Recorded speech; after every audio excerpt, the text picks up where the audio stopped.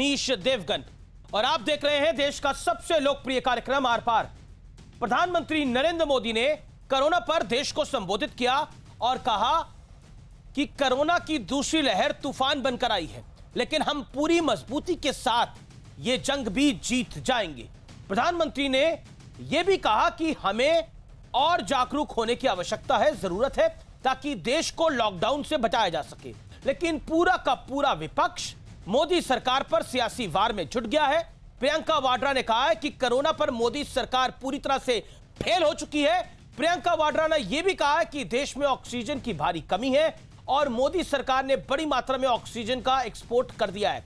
हालांकि पीआईबी के fact check में उनका यह दावा झूठा साबित हो गया है, क्योंकि जिस ऑक्सीजन का एक्सपोर्ट हुआ वो इंडस्ट्री के इस्तेमाल की होती है, जबकि अस्पतालों में इस्तेमाल होने वाली मेडिकल ऑक्सीजन का एक्सपोर्ट बहुत कम मात्रा में हुआ है। सवाल यह भी है कि क्या भ्रम फैला के, डर फैलाकर सियासत चमकाने की कोशिश हो रही है, क्योंकि बीजेपी कह रही है कि महाराष्ट्र, छत्तीसगढ़, झारखंड जैसे राज्यों में भी हालत बहुत खराब है, हालात बहुत बुरे हैं। तो फिर प्रियंका वाड्रा और राहुल गांधी इन राज्यों को सलाह क्यों नहीं दे पा रहे हैं?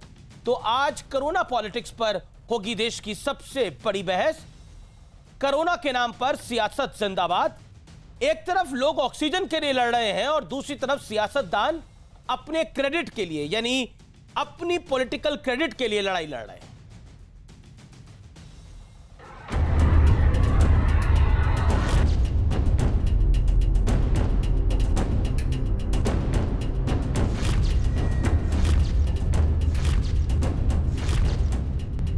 कोरोना पर मचे हाहाकार के बीच प्रधानमंत्री नरेंद्र मोदी ने देश को संबोधित किया और कहा कि कोरोना की दूसरी लहर तूफान बनकर आई है, लेकिन पूरा देश मिलकर हौसले और तैयारियों से ये जंग जीतेगा। जो पीड़ा आप सह रहे हैं उसका मुझे पूरा एहसास है। चुनौती बड़ी है, लेकिन हमें मिलकर अपने संकल्प, अपने हौसले और तैयारी के साथ इसको पार करना है। कोरोना संकट में देश के अनेक हिस्से में ऑक्सीजन की डिमांड बहुत ज्यादा बढ़ी है। इस विषय पर तेजी से और पूरी संवेदनशीलता के साथ काम किया जा रहा है। हमें देश को लॉकडाउन से बचाना है। इसके बाद कांग्रेस महासचिव प्रियंका वाड्रा ने सरकार पर हमलों की छड़ी लगा दी, तो बीजेपी ने भी जोरदार पलटवार किया। ये सरकार आईएसआई से बात कर सकती है, विपक्ष के नेताओं से बात नहीं कर सकती। जनवरी से लेकर मार्च तक 6 करोड़ एक्सपोर्ट हुई है हमारे हिंदुस्तान से वैक्सीन। तो आपने हिंदुस्तानियों को पहले क्यों नहीं रखा? आपने उनको प्राथमिकता क्यों नहीं दी? अपने पीआर में आप पड़े रहे। आपको मालूम था कि ये दोबारा वेव आएगा, आपने फोकस क्यों नहीं किया इन चीजों पे? तो ये तो एकदम सरकार का ही फेलियर है कि जब राजनीति नहीं होनी चाहिए तब प्रचुर मात्रा में कांग्रेस पार्टी और खास करके गांधी परिवार राजनीति कर रही है। ये जो पैंडेमिक है, ये जो महामारी है, वहां किस प्रकार से अपने फेल्ड प्रोडक्ट को बेचा जा सके, फिर से उसे एक राजनीतिक रूप से लॉन्च किया जा सके, उसी का प्रयास आज पुनः गांधी परिवार कर रही है। बहुत दुख की बात है कि जब पूरा देश इस कोविड महामारी से लड़ रहा है, तकरीबन पूरा देश, तब एक परिवार, नेहरू गांधी परिवार और खास तौर से राहुल गांधी और प्रियंका गांधी ऐसे समय में राजनीतिक टिप्पणियां कर रहे हैं। और सोनिया गांधी जी ने अपने आप को वैक्सीनेट कर लिया, लेकिन क्या उन्होंने देश को संदेश दिया कि वैक्सीनेशन लगाना चाहिए? क्या उन्होंने कोई तस्वीर अपनी डाली? क्या मैसेज करा? नहीं करा। क्या उनकी जिम्मेदारी नहीं बनती? महाराष्ट्र सरकार भी केंद्र सरकार पर सवाल उठा रही है। प्रधानमंत्री जी जिस तरह से परिस्थिति है उसको गंभीरता से नहीं ले रहे हैं। अगर लॉकडाउन नहीं लगेगा कहते हैं आप, तो किस तरह से लोगों की जानें बचाई जाएंगी? उधर केजरीवाल सरकार दिल्ली में ऑक्सीजन की कमी का दावा कर रही है और केंद्र से मदद की अपील कर रही है। यह आरोप भी लग रहा है कि किसान आंदोलन के चलते दिल्ली को ऑक्सीजन सप्लाई में दिक्कत आ रही है, क्योंकि किसान अलग अलग बॉर्डर्स पर सड़क घेर कर बैठे हैं। इस बीच महाराष्ट्र के नासिक से एक दिल दहला देने वाली खबर आई।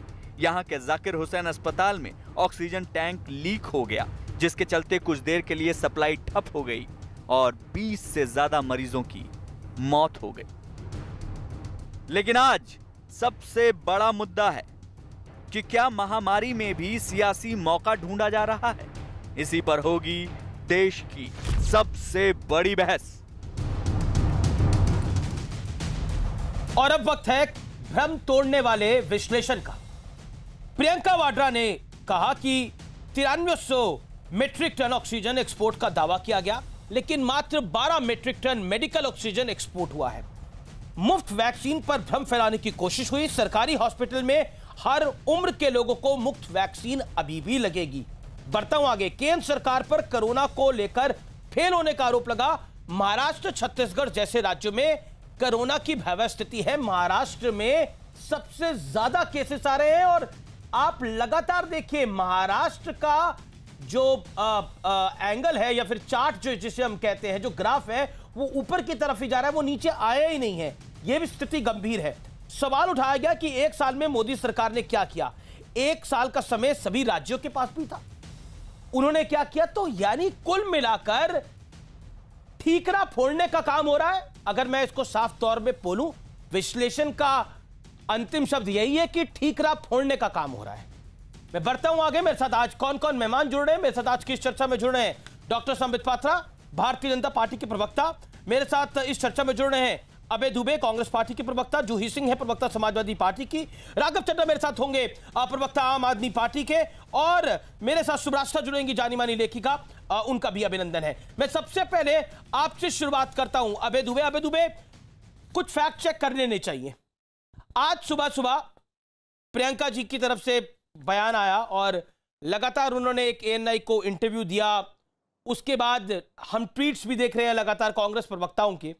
उसमें कहा गया कि 9300 मीट्रिक टन ऑक्सीजन का एक्सपोर्ट हुआ है, लेकिन वो इंडस्ट्रियल ऑक्सीजन है, वो मेडिकल ऑक्सीजन तो है नहीं। क्या आपको लगता है कि भ्रम फैलाकर और कहीं ना कहीं कंफ्यूजन को इलेट कर कर, उसको बढ़ाकर स्थिति को काबू पाया जा सकता है?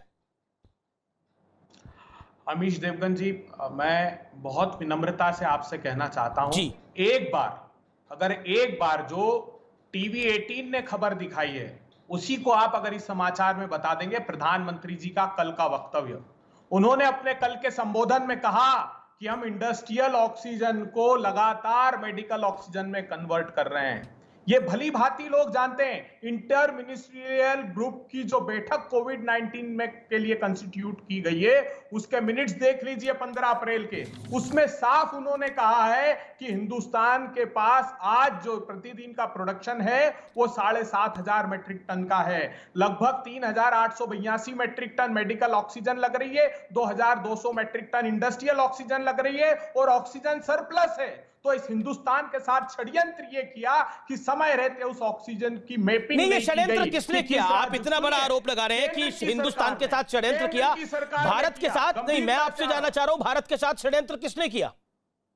भारत के साथ मोदी सरकार ने यह षड्यंत्र किया। वो जानते थे गुजरात में 488 मीट्रिक टन बनती, झारखंड में 434 मीट्रिक टन, महाराष्ट्र में 991 मीट्रिक टन, उड़ीसा में 340 मीट्रिक टन, हिमाचल में 120 मीट्रिक टन। मैपिंग नहीं की गई। अमीश देवगन जी, आपके जैसे मूर्धन्य पत्रकार को यह बात देश के सम्मुख रखनी चाहिए कि अगर समय रहते मैपिंग की गई होती और निर्धारित किया होता कि कैसे हमको एक स्थान से दूसरे स्थान इस ऑक्सीजन को पहुंचाना है। और आज भी मैं दावे से कहता हूं कि सरप्लस ऑक्सीजन है। उस इंटर मिनिस्ट्रियल ग्रुप की बैठक में मिनट्स में यह तक लिखा गया कि 50,000 मीट्रिक टन का स्टॉक हिंदुस्तान के पास है।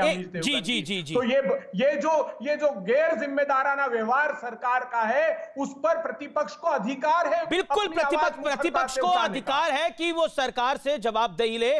प्रतिपक्ष का संपूर्ण अधिकार है, वो सारी जवाबदेही ले, इसमें कोई दो राय नहीं है। लेकिन मुझे 20 सेकंड में एक बात का जवाब दे दीजिए। आपने बोला कि नरेंद्र मोदी ने स्थिति को खराब कर दिया, यही आपका तात्पर्य है? मैं आपसे जानना चाह रहा हूं, महाराष्ट्र में आप ही का शासन है, आप ही की सरकार है, हालांकि आप तिहाई पार्टनर ही सही, लेकिन पार्टनर है आप। छत्तीसगढ़ में आप ही की सरकार है। वहां पे किसने रोका था? वहां पे किसने रोका था, मैं जानने की कोशिश कर रहा हूं। दोनों जगह भयावह स्थिति है। महाराष्ट्र में कोविड के नंबर सबसे ज्यादा अधिक है और उनका ग्राफ, उनका चार्ट कभी नीचे ही नहीं गया है। इस पर जवाब दे दीजिए 30 सेकंड के अंदर। अमीश देवगन जी, देखिए हुआ यह है, आप उठा कर देखिए 21 फरवरी को पहली बैठक प्रधानमंत्री जी ने 5 राज्यों के चुनाव को लेकर अपने राजनीतिक दल की। वहां जब 15,000 केसेस थे और पूरी तरह सरकार, सारी सरकार अबे जी, नरेंद्र मोदी ने क्या करा, बीजेपी ने क्या करा, मैं संबित पात्रा से पूछूंगा और उन्हें छोड़ूंगा नहीं। मैं आपसे पूछ रहा हूं कि आपने महाराष्ट्र को लेकर क्या करा था, मैं जानने की कोशिश कर रहा हूं आपसे। मैं ये जानना चाहता हूं जो आपने महाराष्ट्र और छत्तीसगढ़ में जो करा वो केंद्र में क्यों नहीं कर पाए, ये संबित पात्रा की पार्टी, इनसे पूछूंगा। मैं जानने की कोशिश कर रहा हूं आपसे, बताइए, प्लीज बताइए। और राहुल गांधी जी जो ट्विटर पर डेली कुछ लिख रहे हैं, क्या छत्तीसगढ़ की सरकार को, महाराष्ट्र की सरकार को, अपनी बाकी सरकारों को वो एडवाइस दे रहे थे, नहीं दे रहे थे इस दौरान? ये भी मैं जानना चाहता हूं। सिर्फ 10 सेकंड दीजिए। हाँ बिल्कुल। प्रियंका जी ने क्या एडवाइस दी? मेरी सुन तो लीजिए। केंद्र की सरकार को भली भांति पता था 3 स्तर पर, centre for disease dynamics economic policy research America की रिपोर्ट के आधार पर कि 58 करोड़ तक केस हिंदुस्तान में आ जाएंगे इस समय तक। सीरोलॉजिकल सर्वे जो 2 फरवरी को किया था सीरम आईसीएमआर ने, उसमें बताया गया था कि 30 करोड़ लोग तक इन्फेक्टेड हिंदुस्तान में हो चुके। टीवी 18 ने अपने पोर्टल पर वो खबर प्रकाशित की है। दूसरा प्रमाण है। तीसरा प्रमाण, समूचे विश्व के वैज्ञानिक कह रहे थे कि अमेरिका, नहीं मुझे पता है समूचे विश्व के वैज्ञानिक क्या कह रहे थे। मैंने जसलोक हॉस्पिटल के डायरेक्टर से भी बात करी थी, उसने स्पेनिश फ्लू के साथ भी इसको कंपेयर करा था। वो बात आपकी है। ये आप जो बातें कह रहे हैं ये थ्योरेटिकल बातें महत्वपूर्ण है, लेकिन मैं आपसे प्रैक्टिकल सवाल पूछ रहा हूं कि जमीन पे क्या करा गया। देखिए मैं समय को काउंट करूं, पिछले 4.5 मिनट से मैं आपके पास हूं। मैं देखिए अबे जी, हम समस्या के निदान के लिए बैठे हैं। एक बार बात रखने दीजिए, आपके सब उत्तर आएंगे। अरे कितनी देर बात रखने दूं मैं आपसे सवाल पूछ रहा हूं कि महाराष्ट्र को लेकर आपने क्या करा, आपको सार्वजनिक पटल पे रखिए। महाराष्ट्र को लेकर आप क्या करा, आपको मैं बताऊं, 40 दिन पहले जब पूरे देश में 18,000 केस आ रहे थे, 12,000 केस महाराष्ट्र से आ रहे थे। ये सच्चाई है। देखिए इसमें दोषारोपण नहीं है, इसमें स्थिति को काबू करने की बात है। स्थिति को काबू करने की बात है। मैं चुनौती देता हूं, आप आश्वस्त होंगे मेरे जवाब से। मुझे सिर्फ 10 सेकंड दीजिए, उसके बाद पूरे शो में बोलने का मौका मत दीजिएगा। 3 स्थितियां थी जो किसी राज्य के सरकार के इख्तियार में नहीं थी अमीश देवगन जी, इस बीमारी से लड़ने के लिए। रेमडेसिविर का उत्पादन, इंस्टॉल्ड कैपेसिटी 38,80,000 प्रति माह इंजेक्शन की है। 7 कंपनियां बनाती है, केंद्र सरकार उसको कंट्रोल करके बैठी थी। उन्होंने प्रोडक्शन घटाया, केंद्र सरकार ने कुछ नहीं किया। उसको एक्सपोर्ट किया, केंद्र सरकार मौन सादे देखती रही। दूसरा बड़ा मेरे पास सवाल है कि ऑक्सीजन मैपिंग का काम केंद्र सरकार ही कर सकती थी, राज्यों के बस में नहीं है। मध्य प्रदेश खुद रो रहा है कि उत्तर प्रदेश की सरकार उसके ऑक्सीजन के सिलेंडर 10-10 घंटे रोक कर रख रही है। तो यह केंद्रीय स्तर से किया जाना चाहिए था। वैक्सीनेशन भी केंद्र सरकार के पास था अमीश देवगन जी। 5 फरवरी को इन्होंने फाइजर को मना कर दिया। ठीक है, अब आपने 10 सेकंड मांगे थे, अब आप वैक्सीनेशन पे भी आ गए हैं। अभी मैं ऑक्सीजन पर रहना चाहता था, हालातों पे रहना चाहता था। ठीक है, आपने अपनी बात को रख लिया। मैं संबित पात्रा का रुख करता हूं। संबित पात्रा, आज आपने एक प्रेस कॉन्फ्रेंस करी, उसमें आपने बोला महाराष्ट्र के हालात पर प्रियंका जी और राहुल जी कुछ नहीं बोल रहे हैं। क्या आपको लगता है कि महाराष्ट्र वर्सेस गुजरात करके या फिर महाराष्ट्र वर्सेस उत्तर प्रदेश करके ऑक्सीजन की समस्या का निदान हो जाएगा? क्योंकि ऑक्सीजन की समस्या है, कल देश के प्रधानमंत्री ने भी माना इस बात। देखिए अमीश जी, मैं बहुत जोर से चिल्ला करके इस समय पे जब लोग परेशान हैं, मैं नहीं चाहता हूं कि उनके मनस्थिति को और खराब करूं। मैं शांतिप्रिय तरीके से जवाब दूंगा और बिल्कुल सही बात है। कल खुद प्रधानमंत्री जी ने कहा कि मैं जानता हूं आप लोग किस परिस्थिति से गुजर रहे हैं और आप विश्वास रखिए देश पूरी तरह से तैयार हो रहा है। और देश को उन्होंने संबोधना भी दी है और देश तैयारी भी कर रहा है। मगर जो अतथ्यात्मक बातें हैं, जो पैनिक फैलाने के लिए, अफरा तफरी फैलाने के लिए जो फेक न्यूज़ फैलाई जा रही हैं, उन पर भी किसी प्रकार से अंकुश लगाना और सत्यता को सामने लाना यह आवश्यक है। अभी ऑक्सीजन को लेकर जिस आर्टिकल का हवाला प्रियंका गांधी और कांग्रेस पार्टी दे रही है, उस मनी कंट्रोल ने एक कोरिजेंडम अर्थात माफीनामा छापा है। मैं उस माफीनामा को आपके सामने पढ़ देता हूं ताकि देश के लोग सुन सके कि वो आर्टिकल झूठा था। खुद लिखने वाले ने कहा है, This article has been deleted because it portrayed a misleading picture of industrial oxygen exports from India and was causing unnecessary panic. The export of oxygen for largely industrial purposes in the first 3 quarters of 2020-21 was to the extent of 9,294 metric tons. This represented a little more than 1 day's production capacity in the country. This article should not have been published in the first place. The error is regretted, editor. खुद editor जिसने ये article लिखा था उन्होंने माफी मांगा है पूरे देश से। और मैं निवेदन करूंगा, प्लीज कृपया करके, लोग परेशान हैं, आप झूठी बातें मत फैलाइए। अमीश जी, कल अरविंद केजरीवाल जी ने ट्वीट कर दिया, आगे देखा ना पीछे, उन्होंने ट्वीट कर दिया 2 घंटे बाद सभी दिल्ली के अस्पताल में जो है ऑक्सीजन खत्म हो जाएगा। आप जानते हैं हम दिल्ली में रहते हैं, लोगों का फ्रैंटिक कॉल आना शुरू हो गया, क्या हमारे लोग मर जाएंगे। लोग हॉस्पिटल भागना शुरू कर दिए, अपने रिश्तेदार जिनके भर्ती थे। और आप देखिए क्या एक चीफ मिनिस्टर, क्या एक नेता इस प्रकार की बातें ट्विटर पे कर सकता है। आपने प्रधानमंत्री से बात करना चाहिए था, आपने अंदर बात करना चाहिए था कि ऑक्सीजन कैसे पहुंचेगा। आपने सोचा कि बस एक ट्वीट कर दूं, मेरी रेस्पॉन्सिबिलिटी खत्म। ऐसा नहीं होता है अमीश जी, लोग परेशान हैं, लोगों को और परेशान मत करिए। तीसरी बात, आज प्रियंका गांधी ने प्रियंका वाड्रा ने अपने प्रेस कॉन्फ्रेंस में, अपने इंटरव्यू में एक और झूठी बात कही। उन्होंने कहा सरकार ने डॉक्टरों के साथ जो इंश्योरेंस कवर रखा था उसे हटा दिया है। ये सरासर गलत था। भारतीय जनता पार्टी ने, ministry of home and family welfare ने भी ट्वीट करके बताया कि बिल्कुल हटाया नहीं गया है, वेंडर चेंज हुआ है। जो 50 लाख रुपए का इंश्योरेंस था डॉक्टरों का, वो 1 साल और बढ़ाया जाएगा। मगर फिर भी कांग्रेस पार्टी ने झूठ बोला। और अमीश भाई, मैं अंत में कहना चाहूंगा, वैक्सीनेशन को लेकर आज राहुल गांधी ने ट्वीट किया है कि ये डीमोनेटाइजेशन है और इसका फायदा जो है, इसका फायदा कुछ निजी कंपनियों को होगा। सीरम इंस्टीट्यूट ऑफ इंडिया को धथा बताया है, सीरम इंस्टीट्यूट ऑफ इंडिया को इंडस्ट्रीज बताया है। क्यों? वाई? यहां पर करोड़ों डॉक्टर ऐसे हैं, नर्स ऐसे हैं, हॉस्पिटल ऐसे हैं जो प्राइवेट हॉस्पिटल है। गंगाराम हॉस्पिटल प्राइवेट है, मेदांता हॉस्पिटल प्राइवेट है। क्या इनको देश से बाहर फेंक देना चाहिए? क्या उन तमाम डॉक्टर्स को जो प्राइवेट प्रैक्टिस कर रहे हैं और आज कोविड वॉरियर हैं, उनको हमें देश से निष्कासित कर देना चाहिए?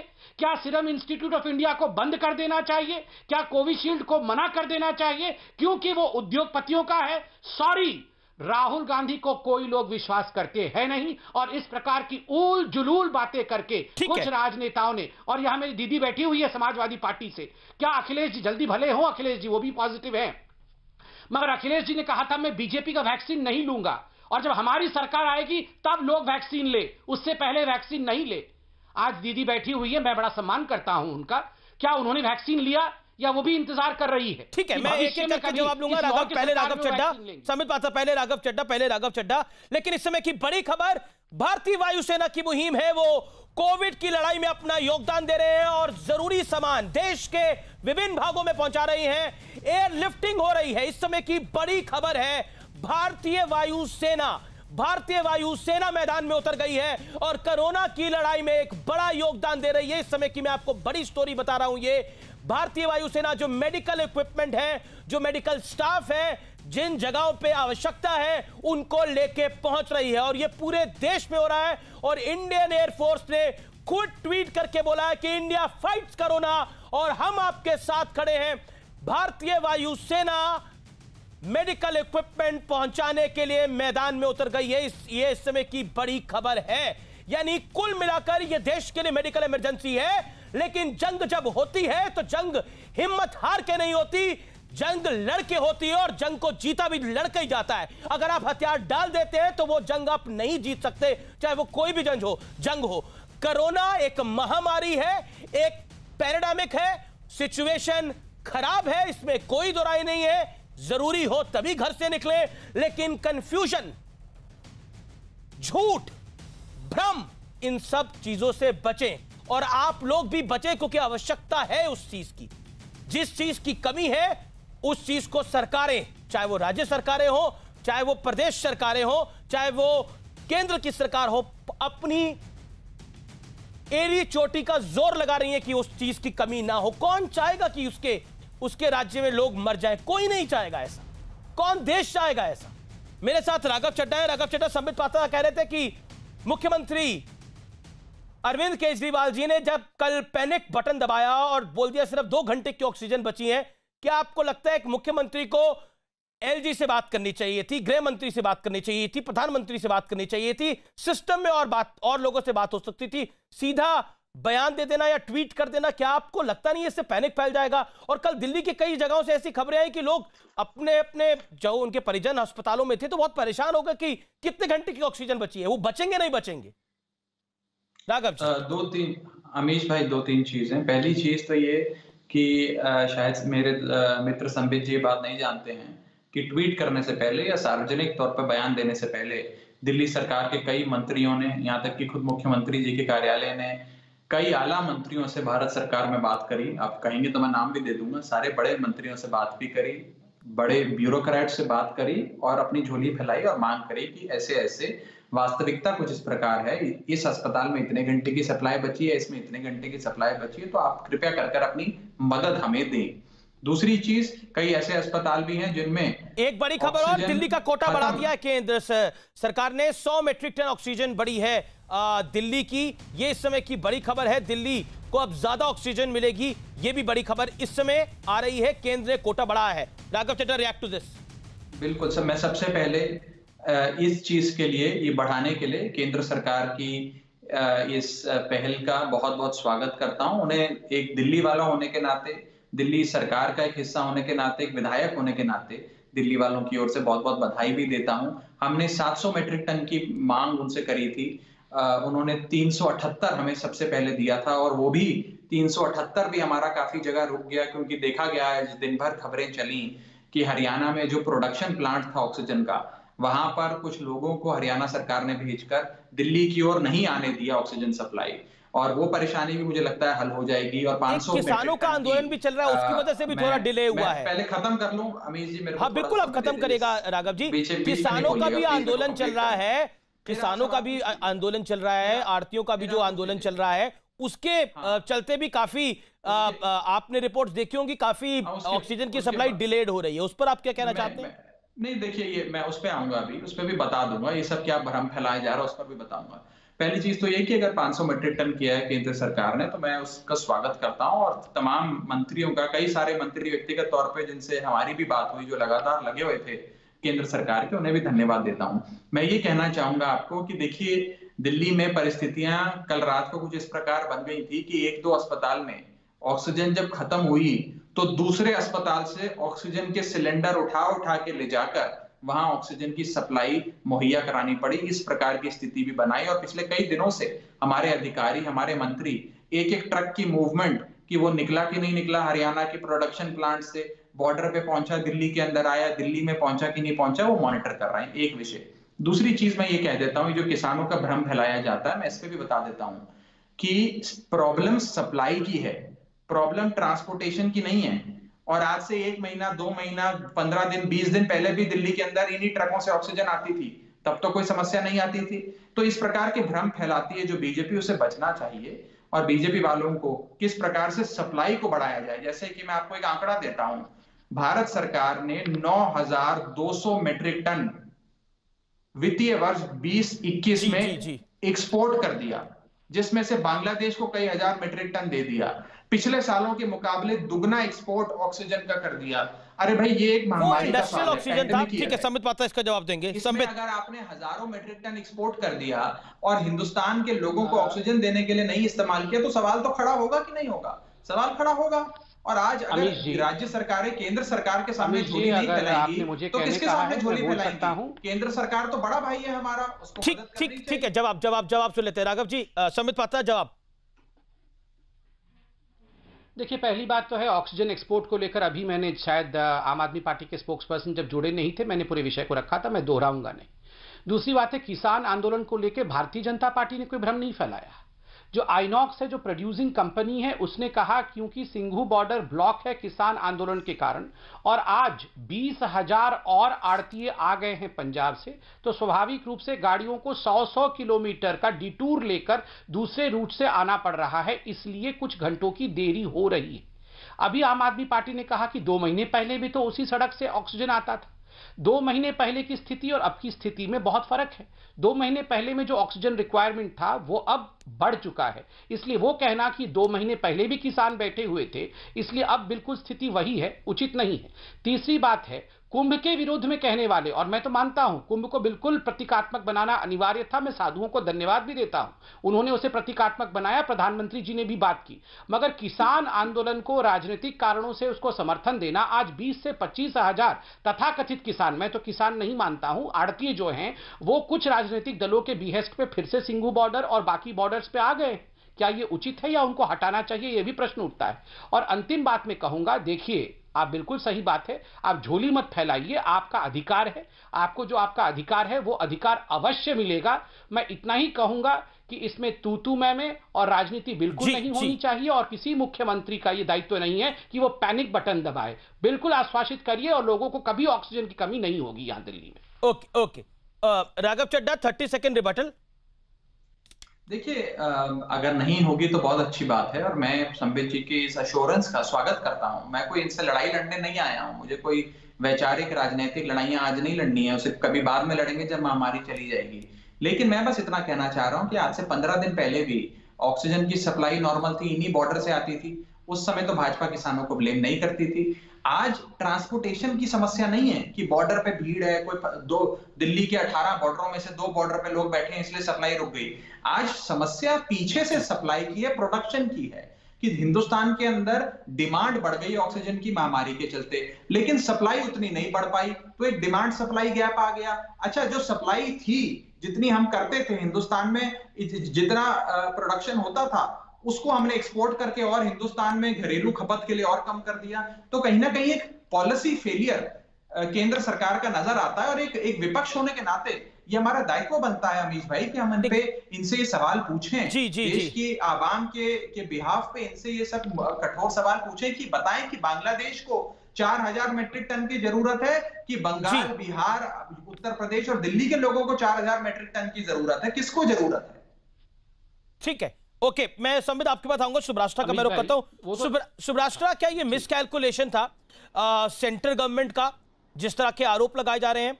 क्योंकि राहुल गांधी ने तो कह रहे हैं कि आपदा देश की है, अफसर मोदी के मित्रों का है, अन्याय केंद्र सरकार का है। वैक्सीन फॉर ऑल की डिमांड हो रही थी, अब वैक्सीन फॉर ऑल की डिमांड पूरी हो गई है, तो यह कहा जा रहा है कि सेंटर सारा खर्चा क्यों नहीं बियर कर रहा? क्या आपको लगता है कि आपदा में सियासत अपने तरीके से हो रही है? आमिर जी, मुझे लगता है कि ये एक ऐसा मौका आया है देश के पास जहाँ पे सब एक साथ आ करके इस महामारी से लड़ने भिड़ने का समय है। आपस में लड़ने भिड़ने का समय ये नहीं है। सिंपल सी बात है, आप हो, हम हैं, कोई भी व्यक्ति आज अपना फोन उठा करके अपनी इमीडिएट फैमिली से अगर बात करे तो वहाँ आपको 3-4 मरीज जरूर मिल जाएंगे। मैं अपने घर में होम क्वारंटीन हूँ क्योंकि मेरी पूरी फैमिली पॉजिटिव है, और ऐसे सिचुएशन में अगर टेलीविजन डिबेट्स में या फिर ट्विटर पे या जितने भी नेतागण हैं उनको बोलते हुए अगर लोग सुनते हैं इस तरीके की सियासी भाषा, तो बहुत मन क्षुब्ध होता है। क्योंकि ये बात निश्चित रूप से तय है कि पिछले 1 साल में जब से कोरोना आया तब से लेकर अब तक जो तैयारी की जानी थी, ये केंद्र सरकार भी मान रही है कि वैसी तैयारी नहीं की जा सकी, और उस तैयारी के नहीं होने का खामियाजा आज हम सब भुगत रहे हैं। इसमें स्टेट की भी गलती रही, इसमें कुछ लापरवाही सेंटर की तरफ से भी आई, लेकिन अब जब ये समस्या हमारे सामने है तो इस समस्या को लेकर के क्या हम सियासी राजनीति करें, ये मुझे लगता है नेताओं के सामने एक नैतिक प्रश्न है आमिश जी। और ये जिस तरीके, देखिए मैं एक बात बहुत स्पष्टता से कह देना चाहती हूँ, हिस्ट्री जरूर जीते जाने वाले लोगों की कलम से लिखी जाती है, लेकिन दृष्टिहीनता और दृष्टिपात, इन दोनों पर हिस्ट्री राइटर्स की नजर होती है, और अल्टीमेटली इतिहास याद रखता है क्या हुआ, किस तरीके से हुआ, किस तरीके से किसने क्या कहा और क्या किया। तो ये बात सभी नेताओं को याद रखनी चाहिए कि जब 2021 का इतिहास आज से 20 साल बाद लिखा जाएगा, कोई ना कोई लिखेगा ही आमिश जी, क्योंकि जिस तरीके की त्रासदी और आपदा से हम गुजर रहे हैं, कई साहित्यकार छोड़ करके जा रहे हैं, कई कलाविद छोड़ करके जा रहे हैं, तो इतिहास भी लिखा जाएगा और रचनाएं भी रची जाएंगी। कौन किसका मूल्यांकन किस तरह होगा, ये एक बार नेताओं को अपने गिरेबान में झांक कर जरूर देखना चाहिए। बड़ा इंपॉर्टेंट पॉइंट आपने करा है कि नेताओं को अपने गिरेबान में जरूर झांक के देखना चाहिए। जूही सिंह हमारे साथ हैं। जूही सिंह, आपको मेरी आवाज मिल रही है? लगता है आवाज वहां तक नहीं जा पा रही है। अबे दुबे, आप हाथ खड़ा करें। अबे जी, मैं ये समझ नहीं पाया, आपदा देश की, अफसर मोदी के मित्रों का, अन्याय केंद्र सरकार का, और ये सीरम इंस्टीट्यूट जो है ये तो वैक्सीन बना रहा है, ये तो वैक्सीन बना रहा है। वो वैक्सीन आपने भी ली होगी अगर आपकी उम्र आ गई है, लिया कि नहीं लिया आपने वैक्सीन? अभी अमीश देवगन जी, मैं पहले इस बात पर आपकी प्रकाश डाल दूं कि ये संबित पात्रा जी ने कहा कि प्रधानमंत्री जी को या केंद्र की सरकार को मुख्यमंत्रियों को कहना चाहिए था। कहा था, उद्धव ठाकरे जी ने फोन लगाया, पीएमओ ने कहा कि प्रधानमंत्री जी रैली में है। यही सीरम इंस्टीट्यूट ऑफ इंडिया ने 2 महीने पहले भारतीय जनता पार्टी की सरकार को, प्रधानमंत्री जी को चिट्ठी लिखी कि अमेरिका वैक्सीन के प्रोडक्शन का जो जरूरी सामान है उन्होंने डिफेंस प्रोडक्शन एक्ट 1955 लगा दिया और हमारे संसाधन रोक दिए। 8 मार्च को parliamentary standing committee on science की रिपोर्ट में यह खुलासा हुआ कि सीरम इंस्टीट्यूट ने कहा है कि हमारा सिर्फ 70 मिलियन पर मंथ बनाने की कैपेसिटी, सुनिए ना, और कोवैक्सीन की है। उसी इम्यूनोजेनिसिटी डेटा के आधार पर स्पुतनिक ने कहा था कि लैंसेट में पब्लिश है, जैसे कोविशील्ड ने किया है, हमको अनुमति दे दो, मगर उसको रिफ्यूज कर दिया। दूरदर्शिता नहीं थी क्योंकि प्रधानमंत्री जी यहां नहीं थे। मुझे विश्वास है भारत की वैक्सीन के लिए तो आप बोल रहे हैं कि वो नरेंद्र मोदी के मित्र की वैक्सीन है। भारत की वैक्सीन के लिए आप बोले नरेंद्र मोदी के मित्र की वैक्सीन है। सफेद झूठ। कोविशील्ड पर हमने, वो तो हमारे यहाँ ट्रायल भी नहीं हुए। कोविशील्ड का तो सारे अब्रॉड ट्रायल हुए, हमने आपत्ति नहीं ली, लेकिन कोवैक्सीन की आपने भी खबर दिखाई। आप टीवी 18 मध्य प्रदेश ने खबर दिखाई कि कैसे ट्रायल के बाद लोगों का देहांत हो रहा है। कॉलोनी, देखिए अब अभी भी आप वैक्सीन को लेकर इस तरह से अगर वैक्सीन को लेकर अभी भी आप इस तरह से अगर असमंजस फैलाएंगे तो मुझे लगता है वो देश के लिए ठीक नहीं है। हो सकता है एक दो हो सकता है एक दो इंसिडेंट्स ऐसे हुए हो जिसकी मुझे जानकारी नहीं है, लेकिन आप क्या प्रचारित करना चाह रहे हैं? किसी को वैक्सीन नहीं लेनी चाहिए, कोवैक्सीन? बिल्कुल 100% लोगों को वैक्सीन लेनी चाहिए। सौम्या स्वामीनाथन का इंटरव्यू, आज ही आईसीएमआर की स्टडी आई है कि कोवैक्सीन हर तरह के स्ट्रेन में काम कर रही है। भारत की जो वैक्सीन है वो हर तरह के स्ट्रेन में काम कर रही है। सौम्या स्वामीनाथन ने कहा है। अब सौम्या स्वामीनाथन ने क्या कहा वो मेरी बहस का विषय नहीं है ना। अरे आप नहीं, देखिए आप दुनिया में किसी कोने में कोई भारत की वैक्सीन की बदनामी करेगा, उसको हम नेशनल चैनल पे आके बोलेंगे। देखिए हमें ये देखना है कि इस समय हम कितने लोगों को बचा सकते हैं। नहीं लगा पा रहे हैं, नहीं लगाई वैक्सीन, ये डेटा है मेरे पास। ये गृह मंत्रालय, वो इंपॉर्टेंट पॉइंट है। संबित पात्रा, ये आप राज्यों के साथ अन्याय क्यों कर रहे हैं कि केंद्र सरकार को तो 250 रुपए में वैक्सीन मिलेगी लेकिन राज्य सरकारों को 400 रुपए में मिलेगी, ऐसा क्यों? जवाब संबित पात्रा, 30 सेकंड। एक सेकंड, मेरे साथ जूही सिंह जुड़ गई है, मेरे को जूही सिंह का रुख करने दीजिए, काफी देर से इंतजार कर रही है। जूही जी, क्या केंद्र सरकार राज्यों के साथ अन्याय कर रही है? क्या आपको लगता है कि सिर्फ ब्लेम गेम चल रहा है? अमित जी, आपका एक बहुत बड़ा प्लेटफॉर्म है और शो है, आपके माध्यम से हम लोग की बात हर जगह पहुंचती है, तो मैं कोई भी नॉन सीरियस नॉन गंभीर बात नहीं करूंगी। ये बात सही है कि किसी भी सरकार ने पिछले 1-1.5 साल में कोई तैयारी नहीं की। उत्तर प्रदेश इसका उदाहरण है।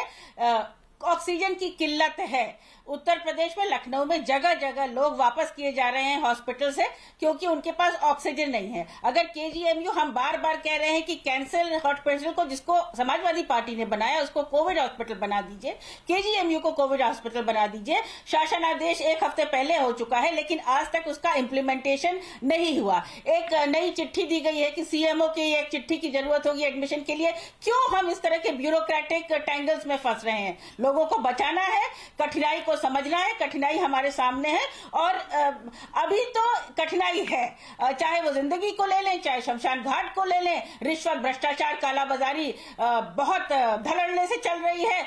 हरियाणा क्यों किसी की ऑक्सीजन रोक रहा है? हमारे पास 2 से 2.5 हजार ट्रक है जो ऑक्सीजन को एक जगह से दूसरी जगह पहुंचा सकते हैं। जहां जहां प्रोडक्शन सेंटर है, अगर सप्लाई में कहीं सप्लाई गैप्स है तो उसको तो सब सरकारों को मिलकर सॉल्व करना चाहिए। हमारी कहाँ आवश्यकता है, हमें बता दीजिए। बाद में हमसे प्रश्न पूछ लीजिएगा कि हमारे किस नेता ने क्या कहा और आपके किस नेता ने क्या कहा। जहां तक वैक्सीन की बात है, अगर सेंट्रल गवर्नमेंट को एक दाम पे दी जा रही है तो स्टेट गवर्नमेंट जरूर इसकी एक सामंजस्य स्थापित करें।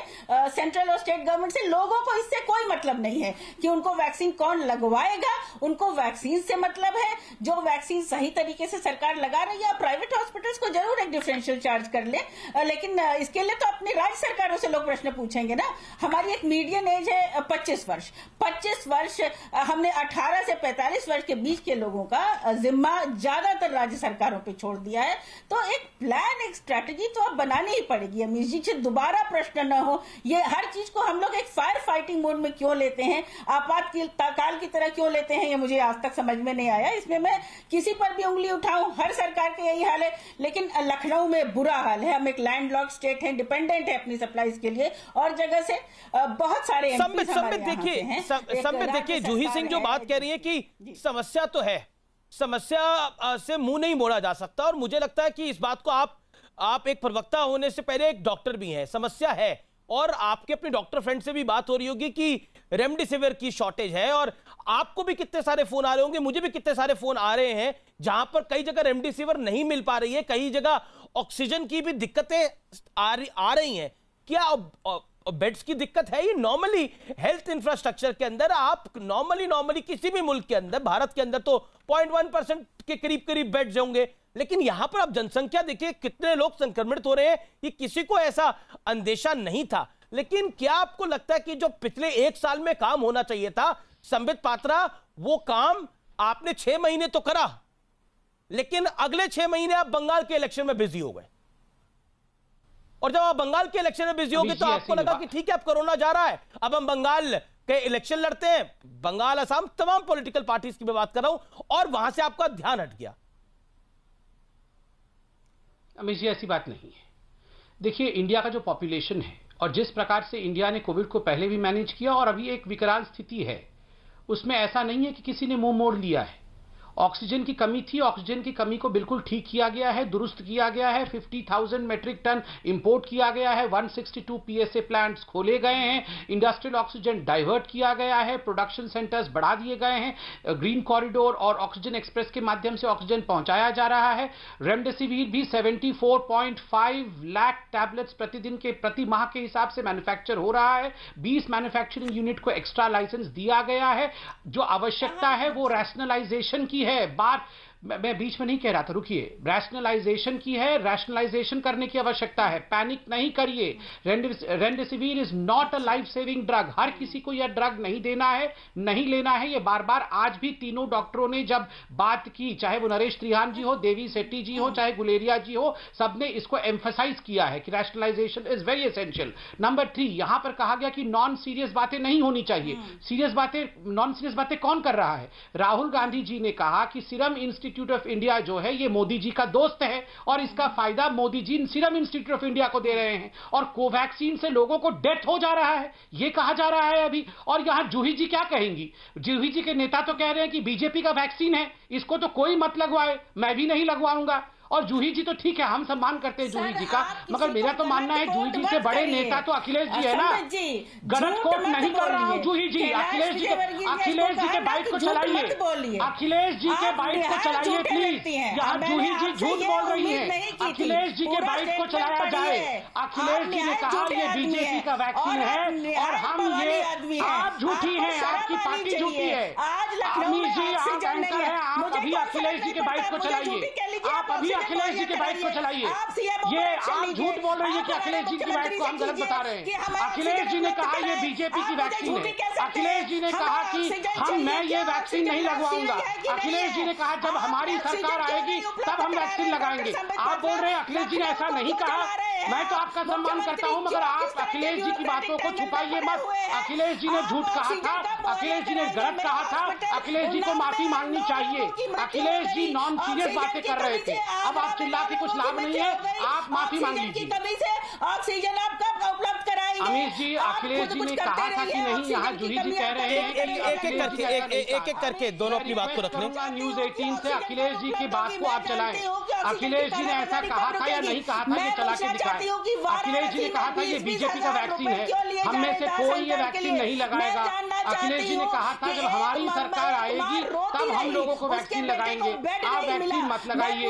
ये सब अखिलेश जी ने कहा था कि नहीं कहा था, आप बताइए। और आज ये कह रहे हैं कि किसी को नॉन सीरियस बात नहीं करनी चाहिए।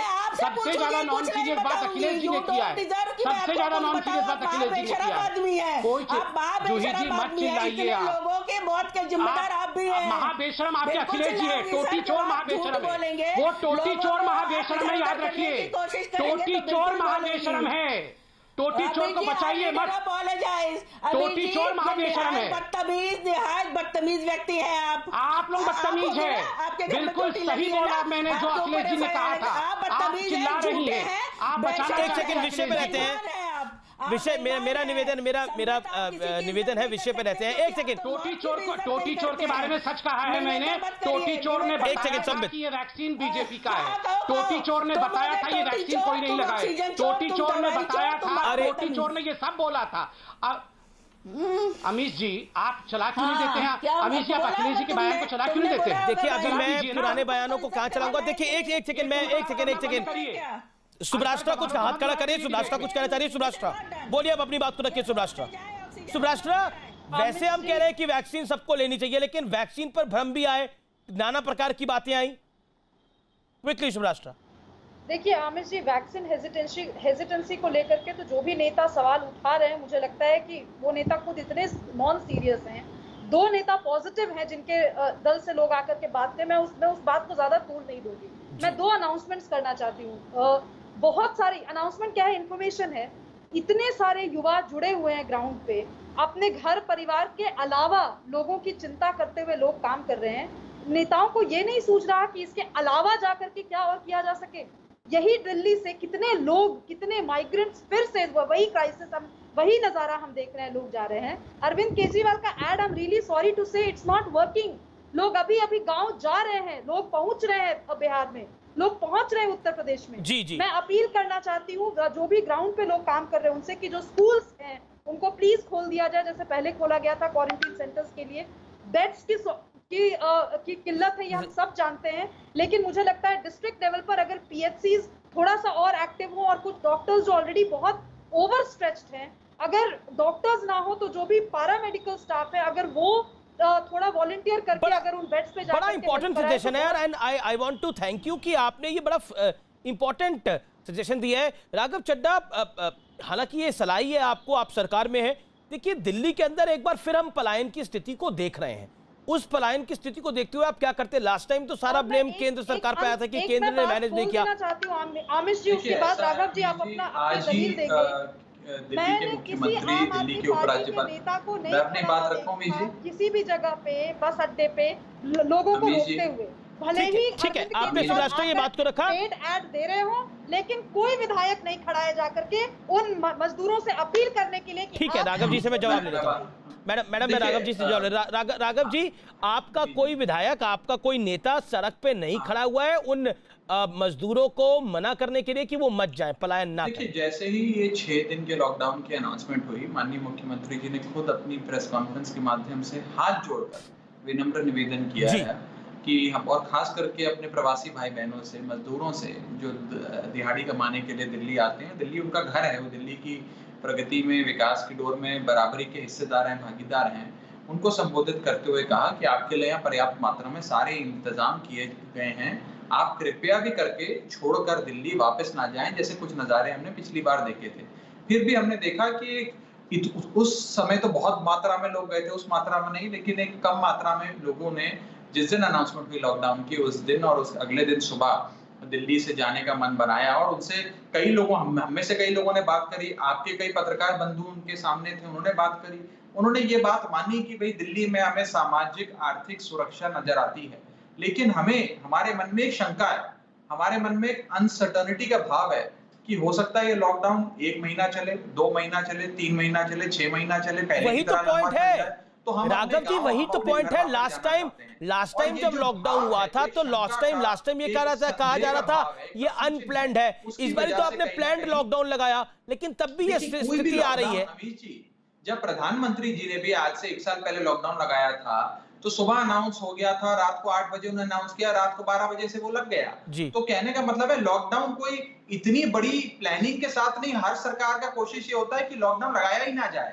जी, दैट्स द रियल पॉइंट। हमने भी ये समझा कि लास्ट रिजॉर्ट है लॉकडाउन, हमने भी ये प्रयास किया कि जीवन और जीविका के बीच में एक बड़ा बैलेंस बनाकर हम चलें और लॉकडाउन की स्थिति ना आए। और कल प्रधानमंत्री जी ने भी अपने संबोधन में ये कहा कि मैं राज्यों को कहता हूं कि लॉकडाउन लास्ट रिजॉर्ट है, जब स्थिति बद से बदतर हो जाए, हाथ ओके, मेरे को रुकना पड़ेगा एक ब्रेक के लिए। मैं ब्रेक के लिए रुक रहा हूं, मैं ब्रेक के बाद वापस आ रहा हूं। आप देख रहे हैं आर पार।